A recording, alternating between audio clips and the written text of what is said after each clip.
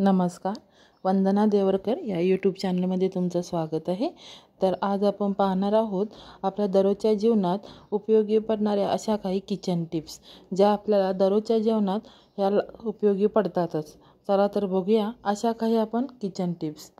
चॅनलवर नवीन असाल तर चॅनलला लाईक करा, शेअर करा, सबस्क्राईब करा आणि कमेंट करून नक्की सांगा। चला तर आपण सुरुवात करूया।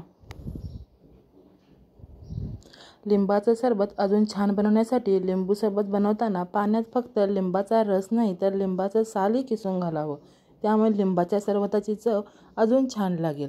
तसेच लिंबाच्या सालातील सत्वही आपल्याला मिळते।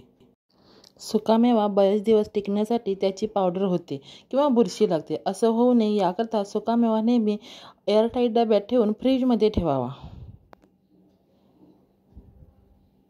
जर जेवणामध्ये लसूण घालूनही त्याचा वास लागत नाही अशा वेळी लसूण कापून घालण्याऐवजी कुटून किंवा किसून घालावा। असे केल्यास लसणाचा वास चांगला येतो। जर घरात विरजण नसेल आणि दही लावायचा असल्यास सर्वात आधी दूध गरम करून घ्या। त्यात लिंबाचा रस घालून पातेलं 10 ते 12 तास झाकून ठेवा। मस्त साईचं दही लागेल। मोकळा भात हवा असल्यास तो झाकणाशिवाय भांड्यात शिजवा। जर शक्य नसल्यास भात लावताना त्यात लिंबू पिळावा किंवा त्यात तूप घालावं। त्यामुळे भात मोकळा होतो आणि चिकट होत नाही। अनेकदा लोक चहा बनवून झाल्यावर त्याचा चोथा फेकून देतात, पण तसं न करता उरलेला चोथा घरातल्या झाडाच्या कुंडीत खत म्हणूनही वापरू शकता।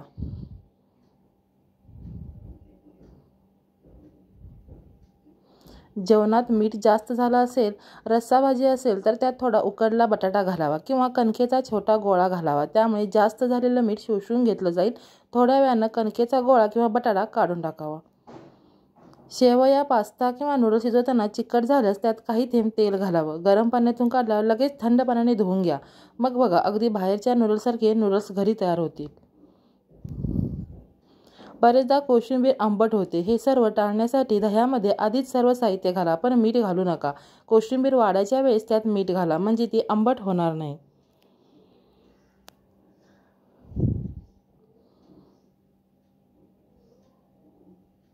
सुकी भाजी असेल आणि मीठ जास्त पडलं असेल तर त्यात तुम्ही थोडंसं भाजलेलं बेसन किंवा दाण्याचा कूट घालू शकता।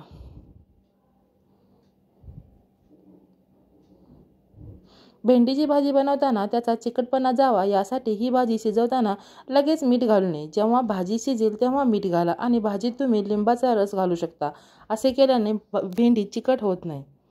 बटाट्याचा पराठा लाटताना त्यातील सारण बाहेर येते किंवा पराठा तुटतो, असे होऊ नये म्हणून पराठ्याची कणिक मळताना ती मऊ असावी आणि पराठा लाटताना मधोमध पेशा द्यावी, त्यामुळे सारण बाहेर येणार नाही। तुम्हाला आल्याची पेस्ट खूप दिवसासाठी साठवायची असल्यास त्यात 1 चमचा मोहरीचे तेल मिक्स करावं, त्यामुळे आल्याची पेस्ट खराब होत नाही।